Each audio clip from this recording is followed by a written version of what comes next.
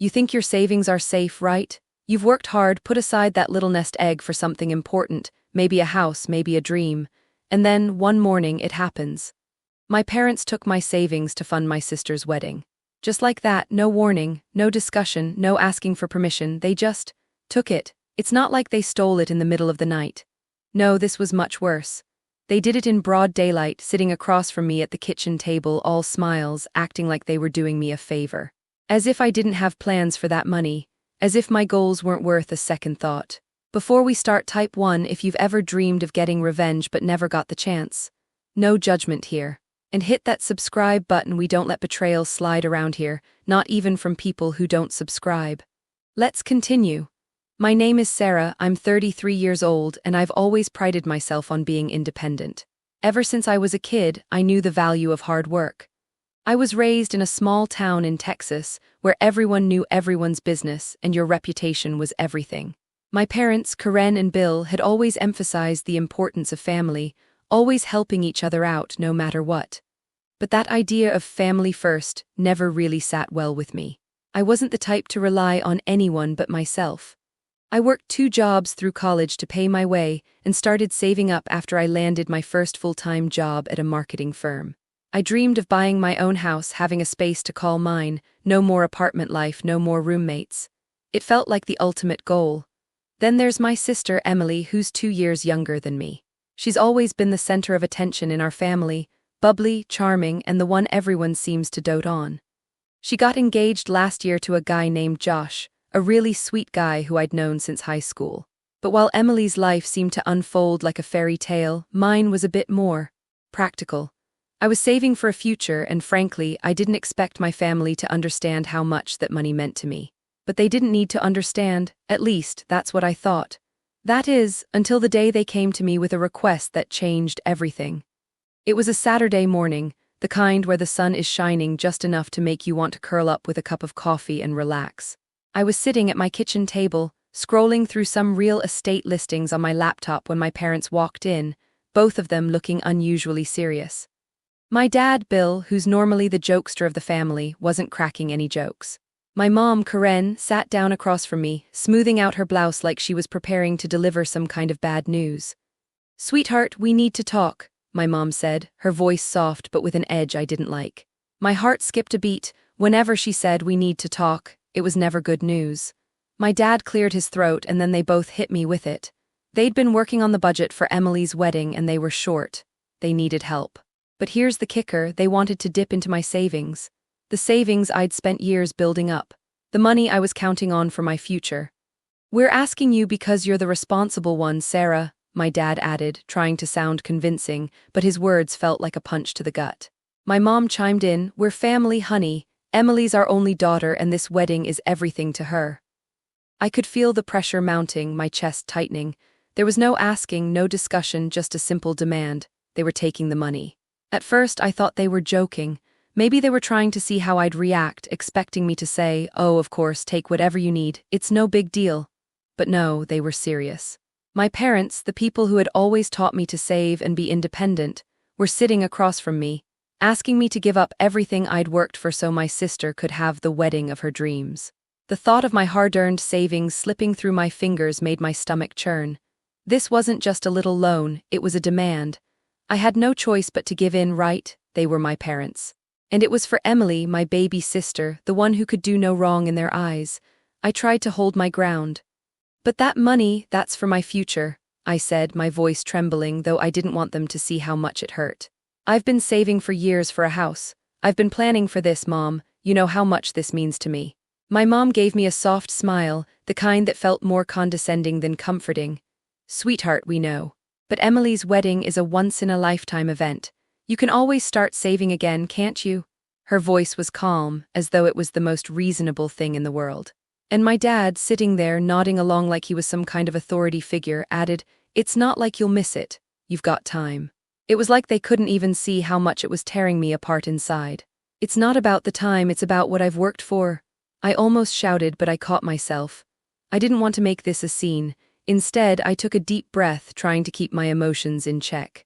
I've been putting this money away for a reason, and it's not to fund a wedding I wasn't even consulted about. But that was when the real twist hit me. I wasn't just being asked to contribute, I was being expected to contribute without question. No alternatives, no compromises, just a straight-up take. "We're asking you for a favor, Sarah," my mom said, and there it was again, the tone, the one that made it feel like I didn't have a choice. "If you don't help, we don't know what we're going to do." She looked at my dad for confirmation, and he nodded, the weight of the situation sinking in. It hit me like a slap to the face. My parents weren't just asking for help, they were using guilt. They were guilt-tripping me into doing something I didn't want to do. They weren't seeing me as a person with my own dreams anymore. I wasn't Sarah, the woman working hard to build a life for herself. I was Sarah, the bank account, the backup. And Emily, well, Emily had always been the golden child, always the one who could do no wrong. I was just the one expected to sacrifice. I felt a rush of anger, but it wasn't directed at my sister. It was at my parents. I couldn't believe what they were asking. I couldn't believe they didn't see the wrong in it. "So that's it then," I said, barely able to keep the bitterness from seeping into my voice. "You're just going to take my savings and pretend like everything's fine." My mom looked at me with soft eyes, but I could tell she didn't understand. "We're family, Sarah. This is what families do for each other." And just like that, my world tilted. My family, the people who were supposed to support me, were now asking me to give up my future for their own convenience. There was no discussion, no negotiation, just this overwhelming sense of obligation hanging over me. And just like that, I knew things would never be the same. The next few days were a blur of guilt and frustration. My parents' words echoed in my mind, each repetition twisting the knife deeper. The more I thought about it, the angrier I got. This wasn't just about money, it was about my future. They hadn't just asked for help. They had taken my savings without a second thought. My mom, always the voice of reason, had softened her tone and said, "Sweetheart, it's for Emily. You're the responsible one, you'll be fine." But I wasn't fine, I hadn't even been asked. I hadn't been given a choice. I had been expected to just hand over everything I had worked for. The guilt trip was relentless. Every time I picked up the phone, it felt like another weight was added. My mom's voice would come, soft yet firm. "Emily's counting on you. You're the one with money, Sarah, you're her only hope." I could feel her eyes, even over the phone, saying that it was my duty to do this. But the more they said it, the more I felt my own needs being ignored. I had worked for years to build a future that was now hanging by a thread. I wasn't just the older sister. I wasn't just the one who was responsible. I was Sarah, the person with dreams of her own. But it seemed those dreams weren't as important as Emily's wedding. The more they pushed, the more I realized that I was being reduced to a safety net, a source of money for their plans. And it hurt that they couldn't see the sacrifice I was being asked to make. Talking to Emily didn't help. Every time I tried to explain how I felt, she would say, "You've always been the one with the money, Sarah. You know how much this means to Mom and Dad. It's just a wedding, you'll be fine." I felt the weight of her words. It wasn't that I didn't want to help, Emily was my sister after all. But it was the expectation, the assumption that my future could be put on hold so easily. She didn't fully understand. She had always been the golden child, the one everyone made sacrifices for. The turning point came when I stared at my bank statement one afternoon, feeling the cold rush of panic. It wasn't much, just a few $1,000s, but it was mine. Every dollar represented years of hard work, sacrifice, and planning.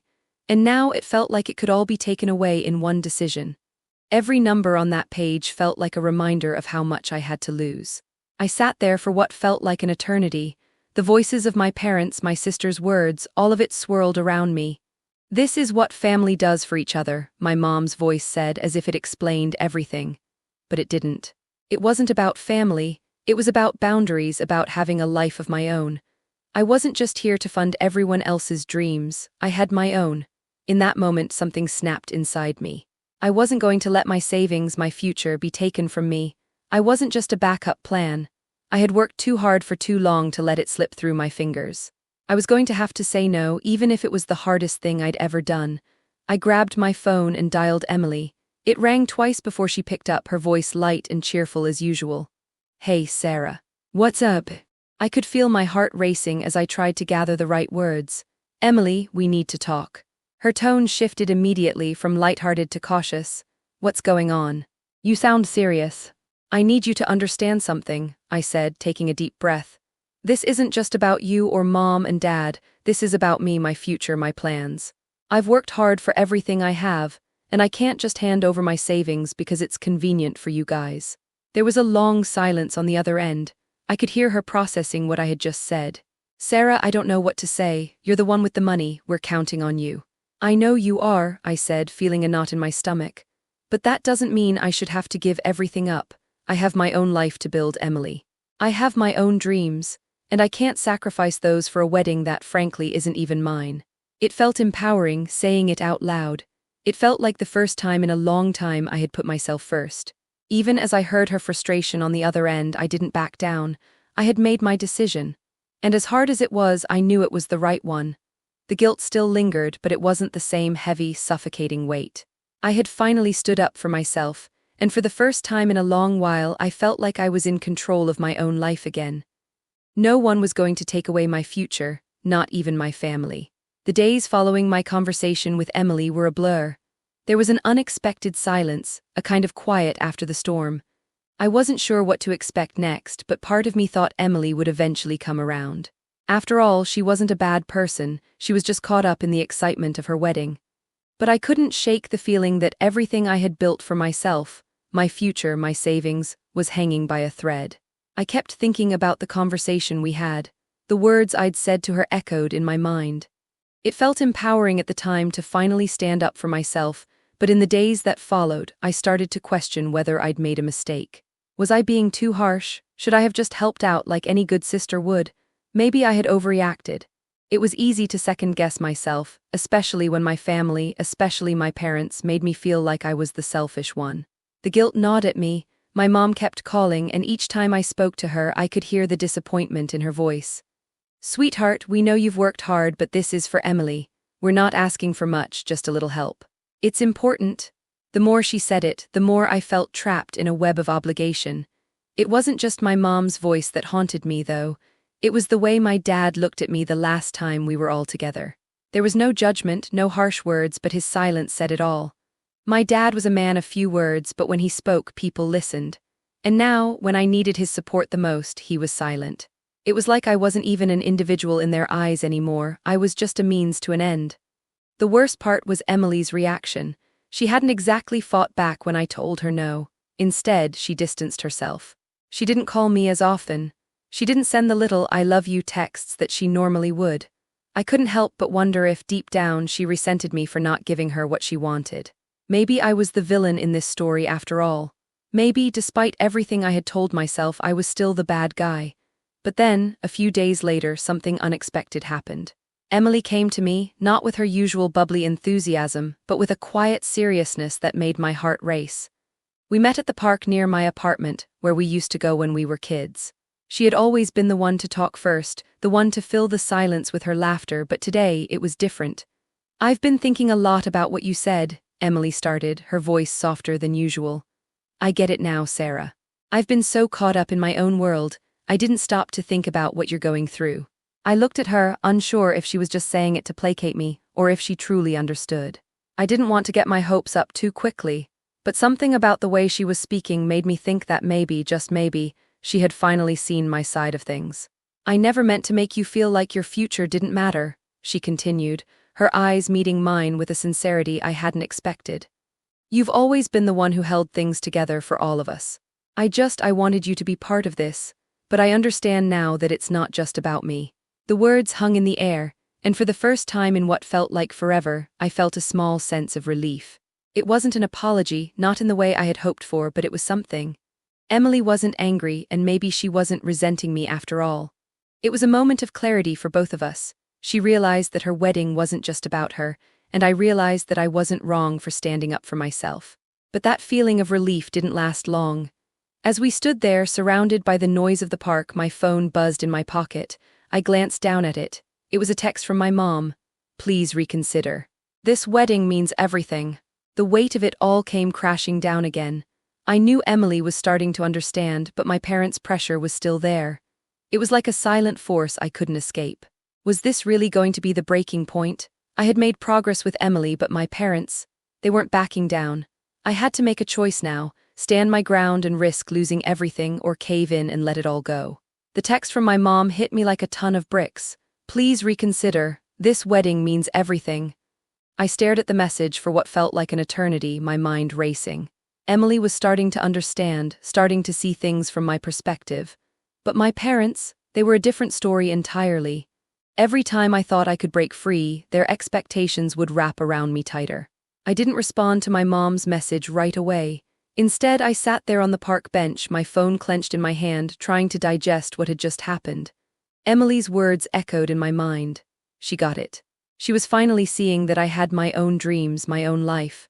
But the reality was, it wasn't just about Emily. It was about my parents, about their constant pressure, their constant need for me to just give, to sacrifice without question. I thought about calling my mom, explaining myself again, but I knew it would be futile. She didn't see me as someone with my own aspirations. To her, I was the dependable one, the one who would always step up when needed. I was the one who would always say yes, even when it cost me my peace of mind. My heart felt heavy. I had given everything for them for years, and now when I needed something for myself, they just couldn't see it. That night, I stayed up late, pacing around my apartment, debating what to do. My mind kept spinning, torn between wanting to stand my ground and the fear of losing my family in the process. I had never been in this position before. I had always been the one who kept the peace, who made things work. But now, the thought of continuing to sacrifice myself for everyone else's happiness felt like a weight I couldn't bear. The next day, my mom called. I didn't pick up right away, but I knew I couldn't avoid it forever. I took a deep breath and answered. Her voice was soft but insistent. "Sarah, honey, we need to talk. This wedding, it's important for our family. You're the one who can help. I know you've got your plans, but we really need you. Please just think about it." Her words felt like a tug-of-war between guilt and love. I knew she didn't mean to hurt me, but it was like I wasn't allowed to have my own life. The weight of her expectations was suffocating. I had been patient for so long, bending and sacrificing. But now I had to ask myself, was it worth it? Was I willing to lose everything I had worked for just to appease them? My emotions were a mix of anger and sadness. I wanted to scream, to tell her how unfair it all was. I wanted to tell her how much it hurt to be expected to give up my dreams for theirs. But I didn't. I just sat there in silence, letting the weight of the conversation settle in. I could feel my resolve slipping. It was so easy to give in. After all, I loved my family. I didn't want to disappoint them. But I knew, deep down, that I couldn't keep living for them. I took a long breath, pushing the guilt away, and finally said, "Mom, I've made my decision. I'm not going to give my savings for the wedding. I need to do this for myself. I have my own future to build." There was a pause on the other end of the line.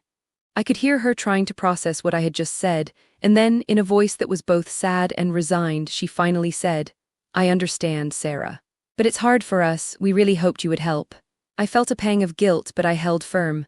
"I know it's hard, but I need to think about my future too." We didn't speak much more after that. The conversation had ended, but the weight of it lingered. I had made my choice, and it felt like a huge weight had been lifted off my shoulders. But at the same time, it felt like I had just torn a part of my heart out. The love and guilt mixed together, pulling me in every direction. It wasn't over yet, though. The next day, Emily texted me. "I'm really sorry, Sarah. I didn't mean for this to cause so much tension. I understand why you had to say no." Reading her message made me realize something. She wasn't mad at me anymore. Maybe she wasn't as hurt as I thought, but my parents.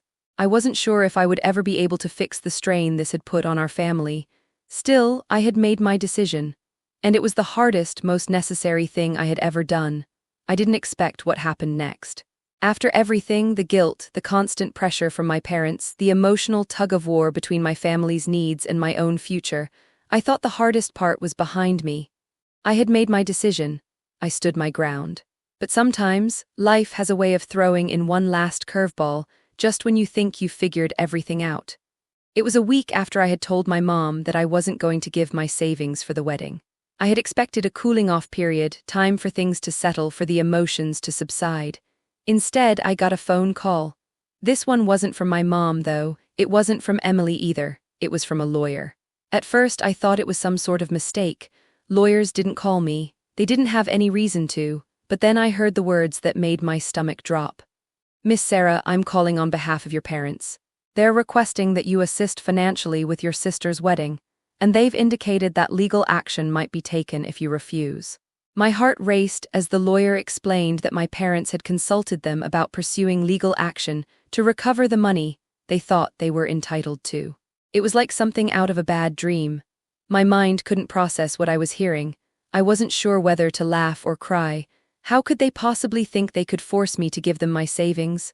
I couldn't believe what was happening. I felt a wave of anger rush through me. They had crossed a line and I knew I had to do something. But the thought of fighting my own parents in court, the people who had raised me, it was too much to bear. I had always thought of family as something untouchable, something sacred. But now it was clear that family meant different things to different people. To my parents, I was just a resource, a means to an end. They didn't see me as a daughter anymore, I was just a bank account. My head was spinning. I hung up the phone, my hands shaking. My first instinct was to call Emily, but I couldn't. I didn't want to drag her into this. She had enough on her plate with the wedding. But I was hurt. This wasn't just about money anymore. This was about betrayal. This was about my parents trying to manipulate me into doing something I didn't want to do, using the very thing I had been taught to value above all else, family. I couldn't let this go, I couldn't let them win. My whole life I had put family first, always putting their needs before mine. But this was different. This wasn't just about helping out. This was about me having control over my own life, my own decisions. And I wasn't going to let anyone take that from me. I called my lawyer. I needed advice. I needed to know what my options were. As the lawyer explained my rights and options, I started to feel a sense of empowerment I hadn't felt in days. I wasn't powerless. I had a right to say no, and if my parents wanted to take this to court, I would fight it. I wasn't going to back down. I would stand up for myself for the first time in my life. It wasn't going to be easy. It wasn't going to be quick, but I had made my decision. I wasn't going to let my parents control my future, no matter how much they tried to manipulate me with guilt. I had a right to live my life the way I saw fit. And if they couldn't respect that, then they would have to deal with the consequences. I had never felt so conflicted in my life. The phone call from the lawyer had left me reeling, trapped between a sense of betrayal and the cold, hard reality that my parents were willing to take this to an extreme. It wasn't just about money anymore. It was about control, family dynamics, and the power to make my own decisions. I had stood my ground, but now it felt like everything was coming crashing down. The first thing that hit me was the realization of how far things had gone. My parents, the people who had always taught me to value family above all else, were now using legal threats to get what they wanted. The love and support I had always believed we shared seemed like a distant memory. Was this really what family was supposed to be? Was I just a pawn in their game, expected to sacrifice everything for the sake of appearances? I couldn't sleep that night. My mind was filled with questions that had no easy answers. How had it come to this? How could I have been so blind to the manipulation? I felt alone, isolated, as though the very foundation of my identity was being questioned. I had always been the responsible one, the one everyone turned to. But now, it felt like no one was considering my needs, my future. It was as though I had no voice at all. I needed to talk to someone. I needed to hear a voice that wasn't clouded by guilt or expectation. So I called Jenna. She had always been the person I turned to in moments of crisis. After I explained everything, there was a long pause on the other end of the line. I could hear her thinking, processing what I had just said. "Sarah," she said, her voice steady, "this isn't just about the money anymore. This is about your future. You've worked hard to build the life you want. Don't let anyone, especially your parents, take that from you." Her words hit me like a wave of clarity. I knew she was right. I had worked too hard for too long to let this go. But the fear still lingered, the fear that if I didn't give in, I would lose my family. Would they ever forgive me? Would I be able to rebuild what had been broken? The crisis wasn't just about the money or the wedding anymore. It was about who I was and what I was willing to fight for. And for the first time in a long time, I knew the answer. I had to fight for myself. I had to stand up for my future, even if it meant losing something precious in the process. The next day, I made a decision. I would not give in. The battle wasn't over, but I was no longer afraid to face it. The decision had been made. I wasn't going to back down. I wasn't going to let my parents dictate my future any longer. It was as if a weight had been lifted from my shoulders, a sense of clarity I had been missing for so long. I knew that standing up for myself was the right choice, but it didn't make it any easier. I called my lawyer and confirmed the steps I needed to take. The legal path was still an option, but I knew I didn't want to go down that road unless it was absolutely necessary. The more I thought about it, the more I realized that this wasn't just a fight over money. It was about reclaiming my independence, my voice, and my right to make decisions that were best for me. But just as I was preparing for what came next, something unexpected happened. My mom called again, her voice more fragile than I had ever heard it before. "Sarah, I've been thinking," she said quietly. "I never meant to put you in this position. We've always relied on you, but I see now that we've taken you for granted." Hearing those words, hearing the sincerity in her voice, was like a wave crashing over me. It wasn't an apology, not exactly, but it was a step toward healing. For the first time in this whole ordeal, my mom was acknowledging my feelings, my struggles. She wasn't just focused on the wedding anymore. "I understand why you need to do this for yourself," she continued. "I'm sorry for making you feel like you didn't have a choice. It wasn't a perfect resolution, and there were still scars to heal, but it was enough. Enough to know that my family, despite everything, could still understand. I wasn't alone in this fight. My future was mine to control, and I had finally taken back the power." In the days that followed, something shifted, not just between my family and me, but within myself. It was as if I had stepped out of a fog and could finally see clearly again. The weight of the decision didn't feel so heavy anymore, though the guilt still lingered at the edges of my mind. But I had learned something important through it all. Standing up for myself wasn't selfish, it was necessary. I didn't get an immediate resolution with my parents. There was still tension, still some healing to do, but there was also understanding. My mom didn't push anymore. My dad didn't offer any more silent judgment. We didn't talk about the wedding or the money anymore. Instead, we talked about life, about moving forward. And in that silence, in that space, I realized that I wasn't just fighting for money or control. I was fighting for my own peace, my own future. As for Emily, we found our way back to each other. The wedding went ahead, as beautiful as she had dreamed, and she was happy. And though I wasn't able to contribute financially, I still showed up. I stood by her side not because I had to, but because I wanted to. In the end, it was my choice, my decision, and that was all I needed. I had regained control of my life. No matter what came next, I knew I had the power to shape my own future, to say no when I needed to, and to never again let anyone take my dreams from me.